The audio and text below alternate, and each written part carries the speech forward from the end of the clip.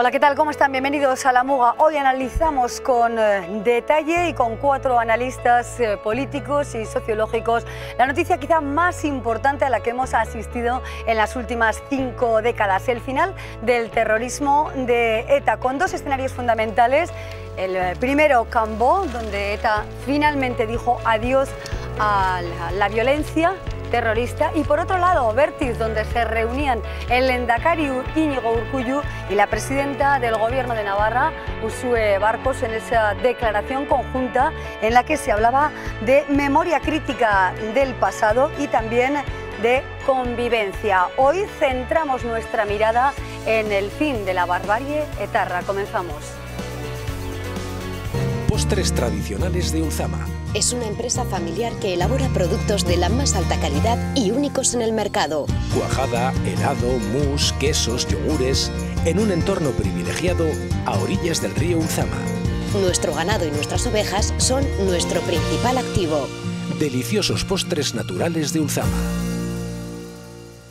Tiempo de análisis y de valoraciones. Damos la bienvenida al exparlamentario Joseba Ezeolaza. ¿Qué tal, Joseba? Bienvenido, buenas noches. Buenas noches. Gracias por estar con nosotros.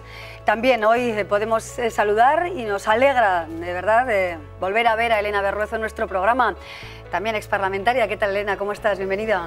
Muy bien, Gabón. Gabón. Muy buenas noches. Un poco hay que tomar un poquito de agua. Alergias. Alergias, ¿verdad? Primaverales. Bueno, más o menos recuperada, Elena. Sí, bueno, más que menos. Nos y encantado de volver a estar aquí con vosotros. Fenomenal. Pues hoy, desde luego, un tema al que nos apetece verdaderamente, como se suele decir, ¿no? En el que nos apetece profundizar, hincar el diente, como se dice coloquialmente, ¿no? Jorge Esparza, Unión del Pueblo Navarro. ¿Qué tal, Jorge? Muy buenas noches. Buenas noches. Bienvenido. Muchas gracias, un placer estar de nuevo aquí otra vez con vosotros. Gracias, por supuesto. Y Marcelo Díaz, que también se incorpora a nuestro programa por primera vez en La Muga. ¿Qué tal, Marcelo? Hola, buenas noches. Gracias por estar aquí. Bueno, vamos a ver qué ocurrió en Cambó. Vamos a escuchar las palabras de Gerry Adams y del final de la banda terrorista ETA. Con la ya bautizada como Declaración de Arnaga, ETA afirma y escenifica su disolución ante la presencia de diferentes representantes internacionales. En dicha declaración se recalca que ahora queda por delante un proceso de reconciliación para acabar, dice, con heridas profundas que perduran, familias y comunidades que permanecen divididas. Asimismo, pide que se atienda la situación de los presos de la banda y las personas huidas, a la vez que pide más esfuerzos para reconocer y asistir a todas las víctimas. Y precisamente Gerry Adams, histórico dirigente del Sinn Féin, hacía referencia a los presos. El enfado no es una política y la venganza no es una solución. Aprovechar esta oportunidad al gobierno español, en particular, quiero decirle que puede dar signos positivos.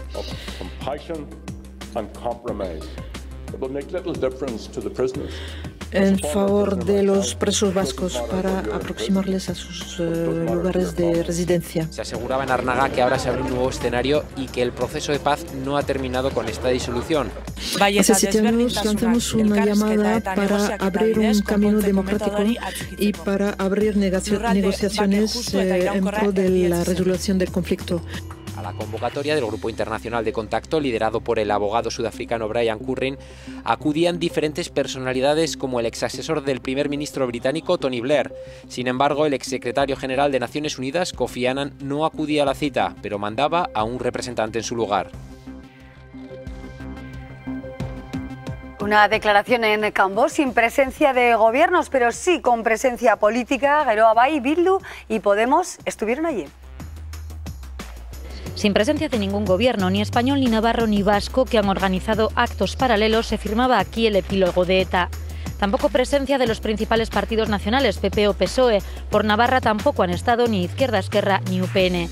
Sí han acudido Geroa Bai, EH Bildu y Podemos. Los representantes navarros llegaban juntos a esta conferencia internacional. Una Yualde por Geroa Bai, Adolfo Araiz y Bakartxo Ruiz por EH Bildu y la recién expulsada de Podemos, Laura Pérez, junto a Pili Zabala de Podemos Euskadi.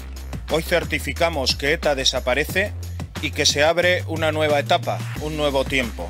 Lo saludamos con esperanza. Inauguramos un futuro sin violencia, un tiempo en el que habrá que abordar nuevos e importantes retos en el camino de la normalización y la convivencia. 350 periodistas acreditados de más de 100 medios de comunicación nacionales e internacionales acudían hoy a Cambó para dar cuenta del acto final de ETA.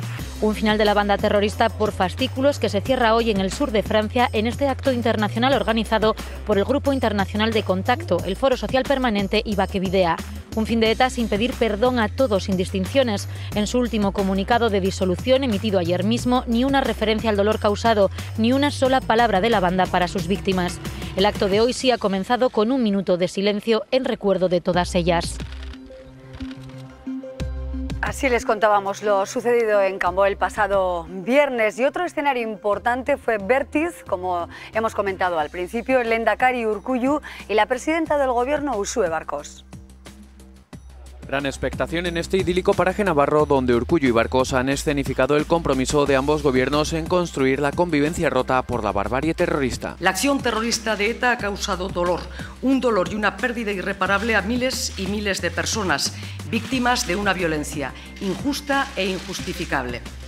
ETA nunca debió existir, porque nunca nadie debió creer que podía tomar las armas para atacar a otras personas en la supuesta defensa de una idea o proyecto o para pretender suplantar la legítima expresión de soberanía emanada del pueblo. Tenemos un proyecto de futuro y de esperanza con un objetivo central, el encuentro social. El compromiso ético continúa. Hoy ha terminado algo muy importante. Tenemos la firme determinación de no parar. Seguimos trabajando por una convivencia normalizada, ahora en un escenario mejor. Un documento suscrito por ambas partes detalla las propuestas y compromisos adquiridos en esta nueva etapa. A corto plazo, una reflexión crítica que incluye explícitamente la violencia de ETA compartida por todas las fuerzas políticas y una adaptación de la política penitenciaria a este nuevo contexto, impulsando, entre otros, un proceso de acercamiento de los presos. A medio plazo, la promoción de la educación y cultura para la convivencia, el establecimiento de políticas públicas de reconocimiento y reparación de todas las víctimas y la clarificación de lo ocurrido. ETA no ha sido capaz de expresar una palabra de rectificación dirigida a todas las víctimas. Pero la sociedad vasca y las instituciones sí podemos hacerlo. La memoria es la base sobre la que construir una convivencia pacífica en una sociedad más ética, más justa y más democrática, que dé respuesta a la reparación integral a la que tienen derecho las víctimas. La ausencia del perdón explícito a todas las víctimas sin exclusión es la oportunidad perdida por la banda terrorista que lamentaban ambos dirigentes. Y hoy regionalistas y populares se han mostrado críticos con ese encuentro en Vértices. PN y PP cuestionan el compromiso escenificado y rubricado el viernes en Vértiz por la presidenta Barkos y el Lehendakari Urkullu. Critican que se exigieran pasos en política penitenciaria para el acercamiento de presos y reclaman mayor reconocimiento a las víctimas. Que Barkos y Urkullu van de la mano de ETA y de Bildu para defender el acercamiento inmediato de los presos de ETA. El día en que ETA desaparece, ese mismo día se pide el acercamiento de los presos. Claro, ese día no se pide, no se exige a ETA que pida perdón. No, de eso no se habla. Ese día ni Barkos ni Urkullu exigen a los asesinos que ayuden y contribuyan a que se esclarezcan los 358 asesinatos sin resolver. Que lo primero en lo que pensaron tras el fin de ETA era en pedir beneficios para los presos y olvidándose claramente de un apoyo explícito a las víctimas. Geroa Bay responde: es mentira. Y asegura que el problema está en quién y cómo va a contar el relato. Acorde con lo que aquí ocurrió, que parta inicialmente y de manera muy potente del relato que realicen las propias víctimas, pero que tendrá que ser consensuado por toda la sociedad. Hay algunos que tienen mucha prisa por decir que solo hay un único relato. EH Bildu discrepa con algunas cuestiones incluidas en el compromiso adquirido por Barkos y Urkullu en Vértiz. Habla de un consenso en política penitenciaria, pero en todo caso nos parece que hay demasiada mirada en el retrovisor, porque se plantean algunas de las, digamos, de los condicionantes para dar algunos pasos. Pues nosotros discrepamos. EH Bildu ha sido el único en abstenerse en una declaración institucional presentada por el PP y apoyada por el resto para que en los colegios navarros se estudie la historia del terrorismo. Así resumimos lo ocurrido en los últimos días. Buscamos ahora diferentes miradas y análisis a lo contado por ETA y también a las diferentes visiones políticas que hemos escuchado. Joseba Ezeolaza, primera valoración, desde luego una mirada, supongo, en positivo, ¿no? Después de 5 décadas de violencia terrorista, recordamos que hay más de 300 casos sin resolver todavía, pero ¿cuál es el primer análisis que puedes hacer? Bueno, ETA nunca tenía que haber nacido, jamás tenía que haber asesinado y por lo tanto jamás tenía que haber sido un interlocutor político. Nada justifica que haya asesinado a 842 personas, el 90% en democracia. Y subrayo esto porque hay un mito de que ETA nació contra el franquismo. Eso es mentira, no es verdad. El 90% de las víctimas de ETA fueron en democracia. Nada justifica asesinar a una persona por pensar diferente. ETA llega tarde, 842 víctimas tarde, ¿no? Yo creo que conviene en este momento reflexionar con cierta hondura y sobre todo no colocarnos en un discurso de trinchera, ¿no? El final soñado por ETA era un final negociado en una mesa bilateral. Eso no se ha producido, por suerte, y eso se intenta sustituir con un final propagandístico y por etapas, ¿no? No le va a valer tampoco, porque ETA llega tarde. Hoy la sociedad hace muchísimo tiempo que ya tenía una cabeza de paz, mucho antes de lo que tuviera ETA. ETA lo ha dejado porque no tenía más remedio que dejarlo. ETA no ha llegado a la mentalidad de paz por una reflexión generosa de sus militantes. ETA no ha llegado a esta situación porque Otegi lo hiciera bien. ETA ha llegado aquí porque la sociedad le había deslegitimado socialmente desde al menos el asesinato de Miguel Ángel Blanco. Por lo tanto, parece que este es el asunto más importante. ETA lo deja porque no le queda más remedio que hacerlo. Las razones de ese adiós, hablaremos también, por supuesto, de las víctimas, de la política de dispersión de presos, de la política penitenciaria, de las negociaciones que se llevaron a cabo décadas atrás. Hoy tratamos de perfilar y ofrecer trazos muy distintos, ¿no?, a lo que hemos vivido a lo largo de todo este tiempo. Elena Berruezo, ¿cuál es para ti la principal reflexión después de conocer primero la carta a los agentes políticos y sociales, el acto en Cambó, cómo se han desarrollado los acontecimientos, la imperiosa necesidad también de convivencia y de solidaridad? ¿Con qué te quedas o cómo arrancaría tu discurso? Bueno, yo pienso que las víctimas han sido las grandes ausentes, ¿no?, en este día, en esta última puesta en escena de ETA, ¿no? Pero para la inmensa mayoría de la sociedad yo creo que ETA terminó ya su periplo el 20 del 10 del 2011. Entonces todo lo demás ha sido puestas en escena pues porque ellos han pretendido sobrevivir, porque como bien decía Joseba, no hubo ningún acuerdo, no hubo nada. ETA fue vencida por la propia sociedad y no les ha quedado otro remedio que tener que marcharse, ¿no? El problema es que las víctimas, por ejemplo, han quedado, pues lo decía el Endacari también, ¿no?, como relegadas a segundo plano. Yo no estoy pensando ahora como hemos oído hablar en algunos de los políticos de Navarra, ya casi estamos otra vez hablando de trincheras, ¿no? A mí me parece que el momento había que aprovecharlo para realmente llegar a un acuerdo entre todas las fuerzas políticas. A nivel de Navarra, no sé por qué hay tanta gente a la que le molesta que Navarra ya estaba ahí pendiente. Si los navarros hemos sufrido el terrorismo casi en la misma medida que lo han podido sufrir en el País Vasco, digo casi, porque me imagino que allí ha sido mucho más brutal, ¿no? Pero que todos los partidos políticos de Navarra, de Euskadi y de todo el país, yo creo que tenían que ser capaces de llegar a un consenso en el que empezáramos, además, no por ignorar y olvidarnos de que ETA ha existido, todo lo contrario, precisamente para que nunca se vuelvan a repetir todas estas cosas, ¿no? Pero habrá que llegar a ese acuerdo para que la memoria perviva. Una memoria crítica, además, ¿no? Y sin concesiones. Y a mí cuando que antes de que ETA desaparezca ya se ha empezado a hablar de acercar a los presos. Pues yo, no en esta mesa, pero en otra como esta, pero en esta casa, hace años que he dicho que el acercamiento de los presos se tenía que haber hecho ya, porque lo único que se castigaba era, ya sé por qué se hizo, ¿no? Pero evidentemente quien pagaban eran las familias, incluso legalmente tendrían algo que decirse también a ese nivel. Y es el momento, pero que a mí no me gustaría que quedara claro, que pareciera que hay que acercar a los presos porque ETA ha desaparecido. ya había que haberlos acercado antes. Es decir, que esto no es una concesión a lo que ha hecho ETA. A mí, por lo menos, me gustaría que eso quedara absolutamente claro, ¿no? Y luego, en el nuevo escenario, también habrá que gestionar muy bien el relato, como decía, y mantener la memoria. Bueno, nos quedamos con algunas pinceladas de todo lo que estáis expresando y luego, por supuesto, intentaremos, ¿no?, conocer también las cuestiones más polémicas, ¿no?, lo que enfrenta un poco más a la sociedad y también al futuro de Navarra. Jorge Esparza, ¿cuál es la mirada que tienes como regionalista? ¿Qué balance primero de lo escuchado y, sobre todo, convivencia, relato, víctimas, futuro político también, ¿no? Futuro de Navarra, que también parece estar en la agenda política ahora.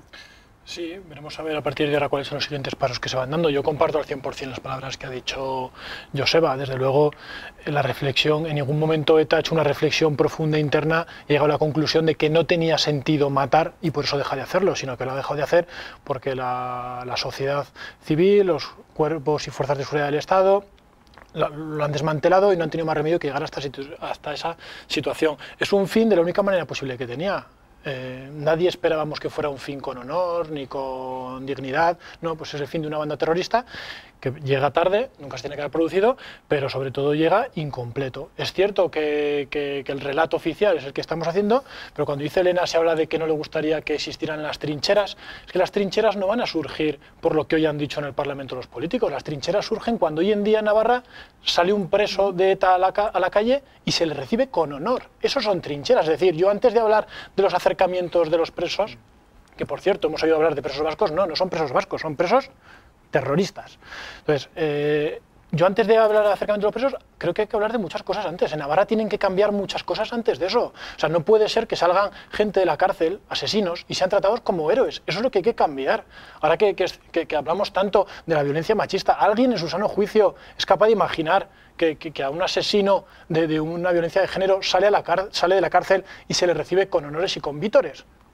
Es que la sociedad navarra hoy en día no es una sociedad de paz y de convivencia. Entonces, no van a ser trincheras lo que digan hoy o mañana en el Parlamento. Es que la realidad es que no existe una situación normalizada en Navarra. Tienen que cambiar esas cuestiones. Tiene que cambiar que hay en el Salón de Plenos de Pamplona un concejal como José Baurrea que hace 20 años, cuando asesinaron a un compañero de corporación, no fue capaz siquiera de condenarlo. Es que en Navarra tienen que cambiar muchas cosas. Entonces, ¿habrá que ir dando pasos? Sí, pero los primeros que tendrán que ir dando pasos serán, desde luego, los terroristas. Marcelo, ¿cuál es tu visión? Bueno, pues yo coincido con Joseba en parte, sí que es lo que hemos visto esta semana última es algo positivo, ¿no? Yo creo que cierra un ciclo que ha sido un ciclo cruento, y ha sido un ciclo con muertos encima de la mesa y ha sido un ciclo que había que superar. Yo creo que hasta cierto punto lo que hemos visto esta semana es el cierre o la conclusión de lo que comenzó, por ponerle una fecha, en 2011. Antes, previamente, ya había habido pues unos debates internos y tal, pero bueno, en 2011 supuso el cese de la actividad armada. Ahora se ha disuelto después de estar 7 años. En estos 7 años ha sido un proceso que ha sido complejo, entre otras cosas, porque ETA ha tenido que hacer una reflexión interna, sus militantes han tenido que hacer una reflexión interna. Y podemos decir que en este caso el Estado español no ha colaborado en que eso se facilitara, en que la disolución avanzara. El propio desarme se ha enfrentado a dificultades por parte del inmovilismo del Estado español. Y se ha tenido que hacer en buena parte, bueno, pues después de un cambio de postura del Estado francés. Hemos visto a Jerry Adams, podemos hablar también del proceso colombiano. En este caso tiene unas características diferentes este proceso, y es un proceso que es un proceso unilateral.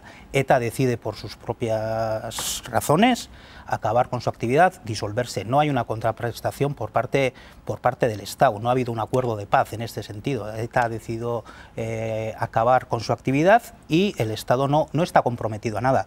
Pero yo sí que creo que el tema de los presos hay que solucionarlo. La dispersión se ha justificado, la dispersión, que es una medida excepcional.